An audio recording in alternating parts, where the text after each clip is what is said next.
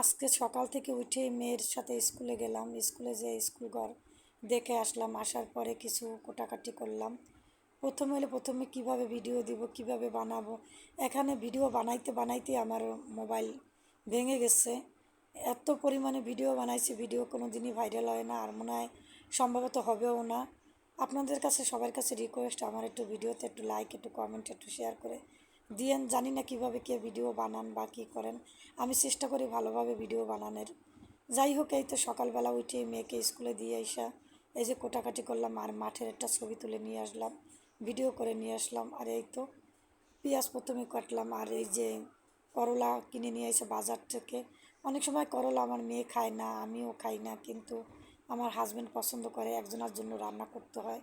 এত এত রান্না করতে আমার ভালো লাগে না, কারণ আমি বেশি রান্না করতে পারি না।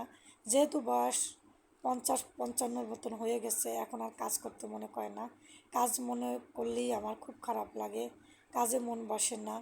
যাই হোক, কাজ করতে গেলে অনেক কষ্ট হয়ে যায়। 55 বছরের বয়সে তো বুঝিনি যে কে কতটুকু করতে পারে, তারপর চেষ্টা করি করার জন্য, নিজে খাওয়ার জন্য। হাজব্যান্ড বেঁচে আছে, তাকেও দেওয়ার জন্য। যাই হোক, করলাগুলো ভাজি করব, তার জন্য সব কিছু রেডি করে নিয়েছি। এখন আমি আমার রান্নাঘরে চলে যাব। রান্নাঘরে যে রান্না করব, তার জন্য আবার মনে করলাম যে কিছু একটু আলু কেটে কুটে নিই, যেহেতু করলা তিতা হবে, তিতার ভেতরে একটু আলু দিলে হয়তো মজা লাগতে পারে। তার জন্য আমি আলুগুলো কিছু করলার জন্য কেটে নিয়েছি, আর কিছু মুরগির মাংস রান্না করব, তার জন্য কেটে নিয়েছি। যাই হোক, আমার কোটাকাটি শেষ। এখন আমি ডিম ভেঙে নিব, ডিমও রান্না করব। যেহেতু মেয়েটা করলা খায় না, ডিম রান্না করব। ডিম, মুরগির মাংস এই দুইটাই রান্না করব। এই তো হলুদ দিলাম, আর হচ্ছে যে লবণ আর মরিচের গুঁড়ো দিয়েই আমি করতেছি। আর আমি বুঝে বললাম না, ভিডিও করতে করতে আমার মোবাইলই ভেঙে গেছে।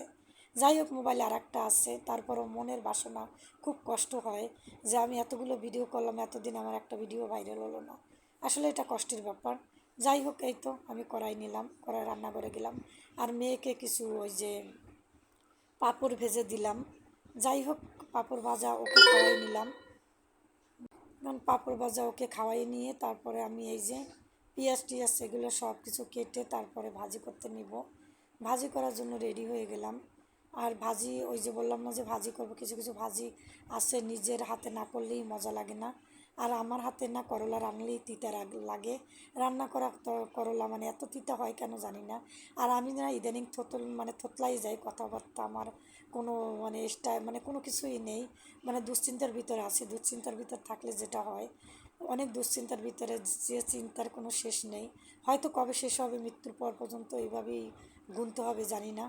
প্রথমে যখন আমার মেয়েটা হয়, আমি অনেক খুশি হয়েছিলাম যে আমার মেয়ে আমার কষ্টটা বুঝবে।